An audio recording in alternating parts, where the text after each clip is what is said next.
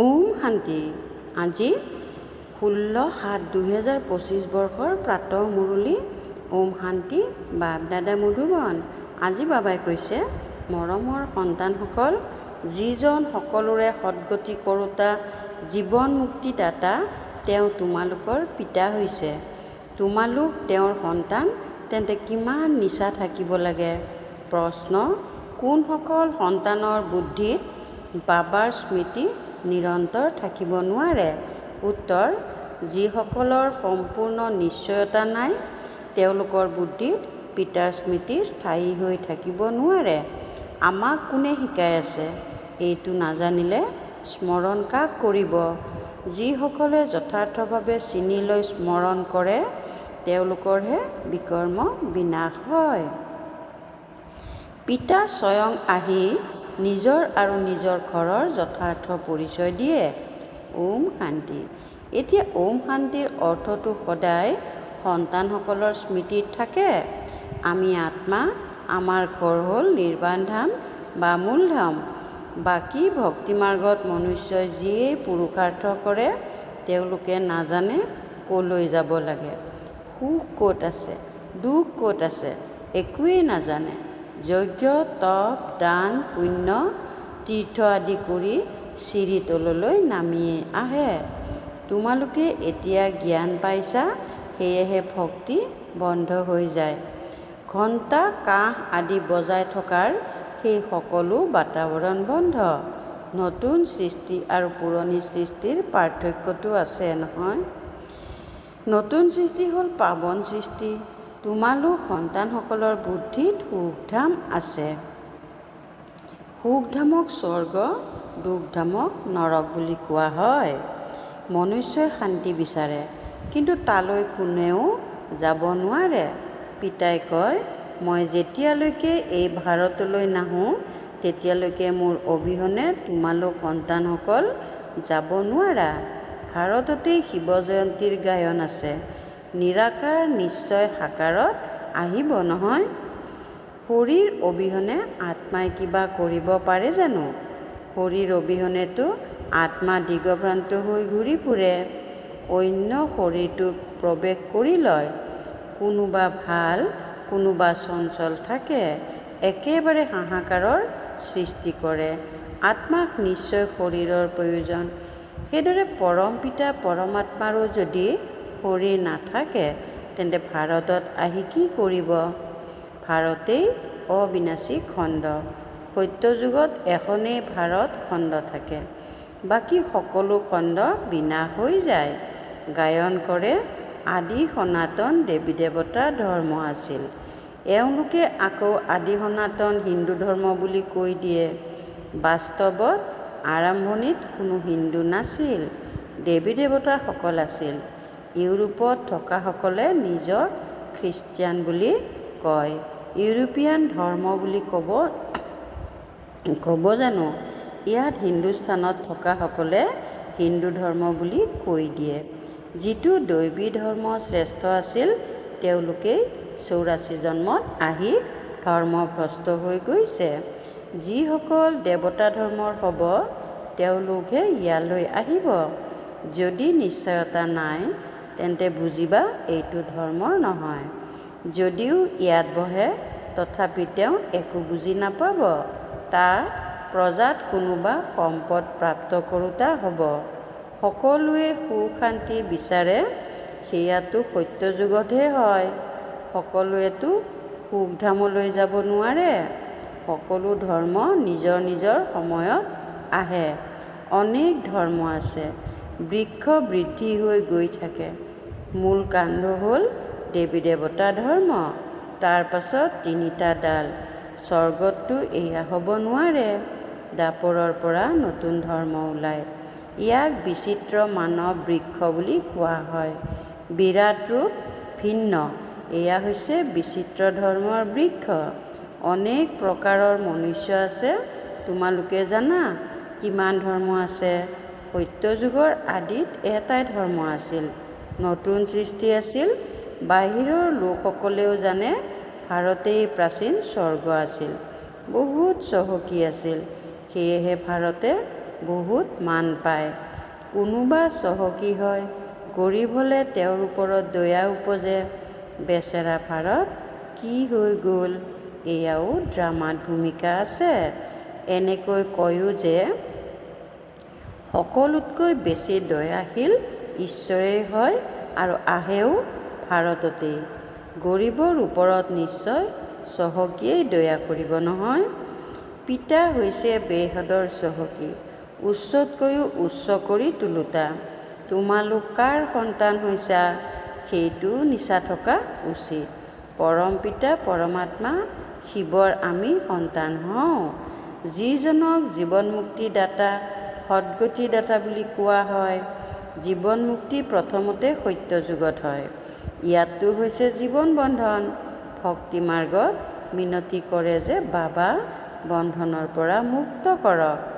এতিয়া তোমালোকে মিনতি কৰিব নোৱাৰা। তোমালোকে জানা পিতা যি জ্ঞানৰ সাগৰ, তেওঁৱেই বিশ্বৰ ইতিহাস ভূগোলৰ সাৰ বুজাই আছে। তেওঁ জ্ঞানৱান হয়।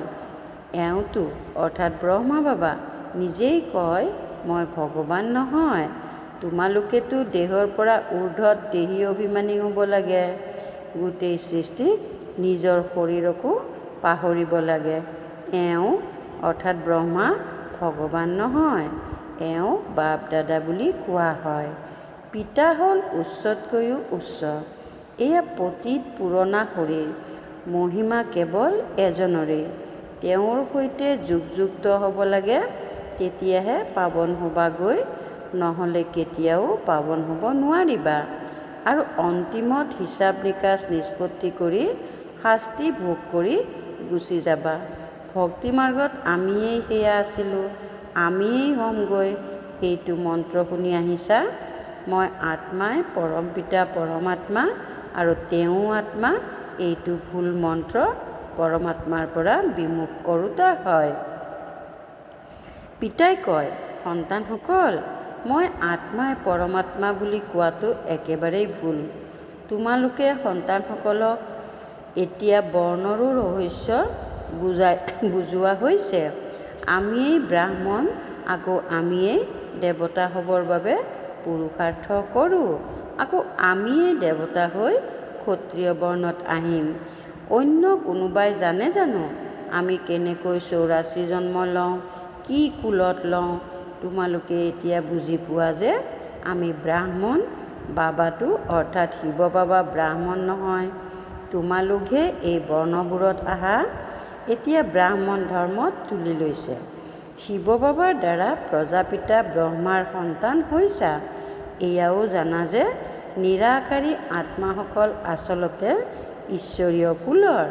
নিৰাকাৰী সৃষ্টিত থাকোঁতা আকৌ সাকাৰী সৃষ্টিলৈ আহে, ভূমিকা পালন কৰিবলৈ আহিবলগীয়া হয়। তাৰ পৰা আহি আমি আকৌ দেৱতা কুলত 8 জন্ম ল'লোঁ। তাৰ পাছত আমি ক্ষত্ৰিয় কুলত বৈশ্য কুলত যাওঁ। পিতাই বুজায়, তোমালোকে ইমান জন্ম দৈবী কুলত ল'লা, আকৌ ইমান জন্ম ক্ষত্ৰিয় কুলত ল'লা। 84 জন্মৰ চক্ৰ। তোমালোকৰ বাহিৰে এই জ্ঞান অন্য কোনেও পাব নোৱাৰে। যিসকল এই ধৰ্মৰ হ'ব, তেওঁলোকহে ইয়ালৈ আহিব। ৰাজধানী স্থাপনা হৈ আছে। কোনোবা ৰজা-ৰাণী, কোনোবা প্ৰজা হ'বগৈ। সূৰ্যবংশী লক্ষ্মীনাৰায়ণ প্ৰথম, দ্বিতীয়, তৃতীয় অৰ্থাৎ 8 সিংহাসন চলে। আকৌ ক্ষত্ৰিয় ধৰ্মটো প্ৰথম, দ্বিতীয়, তৃতীয় এনেকৈ চলে। এই সকলোবোৰ কথা পিতাই বুজায়। জ্ঞানৰ সাগৰ যেতিয়া আহে, তেতিয়া ভক্তি সমাপ্ত হৈ যায়। ৰাতি সমাপ্ত হৈ দিন হয়। তাত কোনো ধৰণৰ ঠেলা গোটা খাবলগীয়া নহয়। আৰামেই আৰাম, কোনো হুলস্থুল নাই। এয়াও ড্ৰামা ৰচি থোৱা আছে। ভক্তি পন্থতেই পিতা আহে। সকলোৱে উভতি নিশ্চয় যাব লাগে, আকৌ একাদিক্ৰমে আহে। যীশুখ্ৰীষ্ট আহিলে তেতিয়া তেওঁৰ ধৰ্মৰ লোকসকলো আহি থাকিব। এতিয়া চোৱা কিমান খ্ৰীষ্টান আছে। যীশুখ্ৰীষ্ট হৈ গ'ল খ্ৰীষ্টিয়ান ধৰ্মৰ বীজ। এই দেৱী দেৱতা ধৰ্মৰ বীজ হ'ল পৰম পিতা পৰমাত্মা শিৱ। তোমালোকৰ ধৰ্ম পৰম পিতা পৰমাত্মাই প্ৰতিষ্ঠা কৰে। তোমালোকক ব্ৰাহ্মণ ধৰ্মত কোনে আনিলে? পিতাই তুলি ল'লে, গতিকে ব্ৰাহ্মণ ধৰ্ম তেওঁতকৈও সৰু হ'ল। ব্ৰাহ্মণৰ টিকনিৰ গায়ন কৰা হয়। এয়া অৰ্থাৎ টিকনি হৈছে উচ্চ স্থিতিৰ পৰিচায়ক। আকৌ তললৈ আহিলে শৰীৰ বৃদ্ধি হৈ গৈ থাকে। এই সকলোবোৰ কথা পিতাইহে বহি বুজায়। যিজন পিতা কল্যাণকাৰী তেওঁৱেই আহি ভাৰতৰ কল্যাণ কৰে। সকলোতকৈ অধিক কল্যাণটো তোমালোক সন্তানসকলৰেই কৰে। তোমালোক কিহৰ পৰা কি হৈ যোৱা? তোমালোক অমৰ লোকৰ মালিক হৈ যোৱা। এতিয়াহে তোমালোকে কামৰ অৰ্থাৎ বিকাৰৰ ওপৰত বিজয় প্ৰাপ্ত কৰা। তাত অকাল মৃত্যু নহয়, মৃত্যুৰ কথা নাই। বাকী চোলাটো অৰ্থাৎ শৰীৰটো সলনি হ'ব নহয়। যিদৰে সাপে এটা মুঠ সলাই আন এটা লয়, ইয়াতো তোমালোকে এই পুৰণা মুঠ এৰি নতুন সৃষ্টিত নতুন মুঠ ল'বাগৈ। সত্যযুগক কোৱা হয় ফুলৰ বাগিচা। তাত কেতিয়াও কোনো কটু বচন উচ্চাৰিত নহয়। ইয়াতো হয়েই কুসংগ, মায়াৰ সংগ আছে নহয়। সেইবাবে ইয়াৰ নামেই হ'ল ৰৌ ৰৌ নৰক। কোনো ঠাই অৰ্থাৎ ভৱন আদি পুৰণি হ'লে পৌৰ নিগমৰ লোকে আগতেই ঠাই খালী কৰি দিয়ে। পিতাইও কয়, যেতিয়া সৃষ্টি পুৰণি হয় তেতিয়া মই আহোঁ। জ্ঞানেৰে সদ্গতি হৈ যায়, ৰাজযোগ শিকোৱা হয়। ভক্তিতটো একোৱেই নাই, অৱশ্যে হয়। দান পুণ্য কৰিলে তেতিয়া অল্পকালৰ বাবে সুখপ্ৰাপ্ত হয়। ৰজাসকলকো সন্ন্যাসীয়ে বৈৰাগ্য জন্মায়। এয়াতো কাউৰীৰ বিস্তাৰ সমান সুখ। এতিয়া তোমালোক সন্তানসকলক বেহদৰ বৈৰাগ্য শিকোৱা হয়। এয়াতো হয়েই পুৰণি সৃষ্টি। এতিয়া সুখধামক স্মৰণ কৰা, আকৌ শান্তিধাম হৈ ইয়ালৈ আহিব লাগিব। দেলৱাৰা মন্দিৰত হুবহু তোমালোকৰ এই সময়ৰ স্মাৰক চিহ্ন আছে। তলত তপস্যাত বহি আছে, ওপৰত স্বৰ্গ আছে। নহ'লে স্বৰ্গ ক'ত দেখুৱাব? মনুষ্য মৰিলে ক'ব স্বৰ্গলৈ গ'ল। স্বৰ্গ ওপৰত আছে বুলি ভাবে, কিন্তু ওপৰত একো নাই। ভাৰতেই স্বৰ্গ, ভাৰতেই নৰক হয়। এই দেলৱাৰা মন্দিৰ সম্পূৰ্ণ স্মাৰক। এই মন্দিৰ আদি সকলো পাছত নিৰ্মাণ কৰা হয়। স্বৰ্গত ভক্তি নাথাকে, তাত সুখেই সুখ। পিতা আহি সকলো ৰহস্য বুজায়। অন্য সকলো আত্মাৰ নাম সলনি হয়, শিৱৰ নাম সলনি নহয়। তেওঁৰ নিজৰ শৰীৰ নাই, শৰীৰ অবিহনে কেনেকৈ পঢ়াব? প্ৰেৰণাৰেতো কোনো কথা নাই। প্ৰেৰণাৰ অৰ্থ হ'ল বিচাৰ। এনেকুৱা নহয় ওপৰৰ পৰা প্ৰেৰণা দিব আৰু সেয়া ইয়াত আহি পাই যাব। ইয়াত প্ৰেৰণাৰ কোনো কথাই নাই। যিসকল সন্তানৰ পিতাৰ সম্পূৰ্ণ পৰিচয় নাই, সম্পূৰ্ণ নিশ্চয়তা নাই, তেওঁলোকৰো বুদ্ধিত পিতাৰ স্মৃতিও স্থায়ী হৈ নাথাকিব। আমাক কোনে শিকাই আছে সেইটো নাজানিলে কাক স্মৰণ কৰিব? পিতাৰ স্মৃতিৰেহে তোমালোকৰ বিকৰ্ম বিনাশ হ'ব। যিয়ে জন্ম জন্মান্তৰ লিংগকেই স্মৰণ কৰে, ভাবে এয়া পৰমাত্মা। তেওঁৰ এইটো চিহ্ন, তেওঁ নিৰাকাৰ, সাকাৰ নহয়। পিতাই কয়, ময়ো প্ৰকৃতিৰ আধাৰ ল'বলগীয়া হয়। নহ'লে তোমালোকক সৃষ্টিচক্ৰৰ ৰহস্য কেনেকৈ বুজাম? এয়া হ'ল আত্মিক জ্ঞান। আত্মাসকলেহে এই জ্ঞান পায়। এই জ্ঞান একমাত্ৰ পিতাইহে দিব পাৰে। পুনৰ্জন্মটো ল'বই লাগে। সকলো ভাৱৰীয়াই ভূমিকা প্ৰাপ্ত কৰিছে। নিৰ্বাণত কোনেও যাব নোৱাৰে, মোক্ষ পাব নোৱাৰে। যি প্ৰথম নম্বৰত বিশ্বৰ মালিক হয়, তেওঁৱেই 84 জন্মত আহে। চক্ৰ নিশ্চয় পৰিক্ৰমা লগাব লাগে।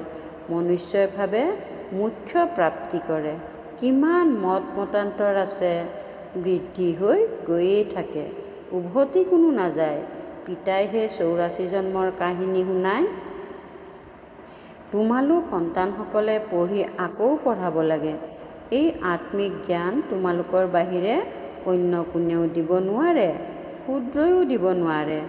দেৱতাসকলেও দিব নোৱাৰে। সত্যযুগত দুৰ্গতি নহয়, যাৰ কাৰণে জ্ঞান পাব। এই জ্ঞান হয়েই সদ্গতিৰ কাৰণে। সদ্গতিদাতা, মুক্তিদাতা, মাৰ্গদৰ্শক এজনেই। স্মৃতিৰ যাত্ৰা অবিহনে কোনো পবিত্ৰ হ'ব নোৱাৰে। শাস্তি নিশ্চয় ভোগ কৰিব লাগে। পদভ্ৰষ্ট হৈ যাব। সকলোৰে হিচাপ নিকাচটো নিষ্পত্তি কৰিবই লাগে, নহয়? তোমালোকক তোমালোকৰেই কথা বুজাই অন্য ধৰ্মত যোৱাৰ কি প্ৰয়োজন? ভাৰতবাসীয়ে এই জ্ঞান পায়। পিতাও ভাৰতলৈকে আহি 3টা ধৰ্ম প্ৰতিষ্ঠা কৰে।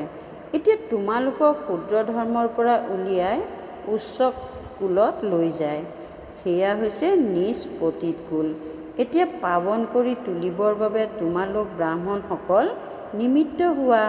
ইয়াক ৰুদ্ৰ জ্ঞান যজ্ঞ বুলি কোৱা হয়। ৰুদ্ৰ শিৱ বাবাই যজ্ঞ ৰচনা কৰিছে। এই বৃহদৰ যজ্ঞত গোটেই পুৰণি সৃষ্টি আহুতি হৈ যাব। আকৌ নতুন সৃষ্টি স্থাপনা হৈ যাব। পুৰণি সৃষ্টি নাশ হ'ব। তোমালোকে এই জ্ঞান লোৱাই নতুন সৃষ্টিৰ বাবে। দেৱতাসকলৰ ছায়া পুৰণি সৃষ্টিত নপৰে। তোমালোক সন্তানসকলে জানা যে কল্প পূৰ্বে যিসকল আহিছিল তেওঁলোকে আহি এই জ্ঞান ল'ব। পুৰুষাৰ্থৰ ক্ৰমানুসৰি পাঠ পঢ়িব। মনুষ্যই ইয়াতেই শান্তি বিচাৰে। এতিয়া আত্মাটো হয়েই শান্তিধামৰ নিবাসী। বাকী ইয়াত শান্তি কেনেকৈ হ'ব পাৰে? এই সময়ততো ঘৰে ঘৰে অশান্তি। ৰাৱণ ৰাজ্য হয় নহয়? সত্যযুগত একেবাৰে শান্তিৰ ৰাজ্য হয়। এটাই ধৰ্ম, এটাই ভাষা থাকে। ভাল বাৰু, অতি মৰমৰ কল্পৰ পাছত পুনৰাই মিলিত হোৱা সন্তানসকলৰ প্ৰতি মাতা পিতা বাপ দাদাৰ স্নেহপূৰ্ণ স্মৰণ আৰু সুপ্ৰভাত। আত্মিক পিতাৰ আত্মিক সন্তানসকলৰ প্ৰতি নমস্কাৰ। আত্মিক সন্তানসকলৰ আত্মিক মাতা পিতা বাপ দাদাৰ প্ৰতি নমস্কাৰ। ধাৰণাৰ বাবে মুখ্য সাৰ 1 নম্বৰ। এই পুৰণি সৃষ্টিৰ পৰা বেহদৰ বৈৰাগী হৈ নিজৰ দেহকো পাহৰি শান্তিধাম আৰু সুখধামক স্মৰণ কৰিব লাগে। নিশ্চয় বুদ্ধিৰ হৈ স্মৃতিৰ যাত্ৰাত থাকিব লাগে। 2 নম্বৰ। আমিয়েই সেয়া আছিলোঁ, আমিয়েই হ'মগৈ। এইটো মন্ত্ৰ যথাৰ্থভাৱে বুজি এতিয়া ব্ৰাহ্মণৰ পৰা দেৱতা হোৱাৰ পুৰুষাৰ্থ কৰিব লাগে। সকলোকে ইয়াৰ যথাৰ্থ অৰ্থ বুজাব লাগে। বৰদান: অন্তৰ্মুখিতাৰ অভ্যাসেৰে অলৌকিক ভাষা বুজি পাওঁতা সদায় সফলতা সম্পন্ন হোৱা। অন্তৰ্মুখিতাৰ অভ্যাসেৰে অলৌকিক ভাষা বুজি পাওঁতা সদায় সফলতা সম্পন্ন হোৱা। যিমানে তোমালোক সন্তানসকল অন্তৰ্মুখী মধুৰ শান্ত স্বৰূপত স্থিৰ হৈ গৈ থাকিবা, সিমানেই নয়নৰ ভাষা, ভাৱনাৰ ভাষা আৰু সংকল্পৰ ভাষা সহজে বুজি গৈ থাকিবা। এই 3 প্ৰকাৰৰ ভাষা আত্মিক যোগী জীৱনৰ ভাষা। এই অলৌকিক ভাষা বহুত শক্তিশালী। সময় অনুসৰি এই 3টা ভাষাৰ দ্বাৰাহে সহজে সফলতা প্ৰাপ্ত হ'ব। সেইকাৰণে এতিয়া আত্মিক ভাষাৰ অভ্যাস গঢ়ি তোলা। শ্লোগান: তোমালোক ইমান পাতল হৈ যোৱা যাতে পিতাই তোমালোকক নিজৰ পিঠিত অৰ্থাৎ চকুৰ পতাত বহুৱাই লগত লৈ যাব পাৰে। তোমালোক ইমান পাতল হৈ যোৱা যাতে পিতাই তোমালোকক নিজৰ পিঠিত অৰ্থাৎ চকুৰ পতাত বহুৱাই লৈ যাব পাৰে। ওম শান্তি। অব্যক্ত সংকেত: সংকল্প শক্তি জমা কৰি শ্ৰেষ্ঠ সেৱাৰ নিমিত্ত হোৱা। বৰ্তমান সময়ত বিশ্ব কল্যাণ কৰাৰ সহজ সাধন হৈছে নিজৰ শ্ৰেষ্ঠ সংকল্পৰ একাগ্ৰতা। ইয়াৰ দ্বাৰাই সকলো আত্মাৰ দিগভ্ৰান্ত হৈ থকা বুদ্ধি একাগ্ৰ কৰিব পাৰিবা। বিশ্বৰ সকলো আত্মাই বিশেষকৈ এইটোৱেই ইচ্ছা ৰাখে যে দিগভ্ৰান্ত হৈ থকা বুদ্ধি একাগ্ৰ হৈ যাওক বা মন চঞ্চলৰ পৰা একাগ্ৰ হৈ যাওক। ইয়াৰ বাবে একাগ্ৰতা অৰ্থাৎ সদায় একমাত্ৰ পিতা, অন্য কোনো নাই। এইটো স্মৃতিৰ একৰস স্থিতিত স্থিৰ হোৱাৰ বিশেষভাৱে অভ্যাস কৰা। ওম শান্তি।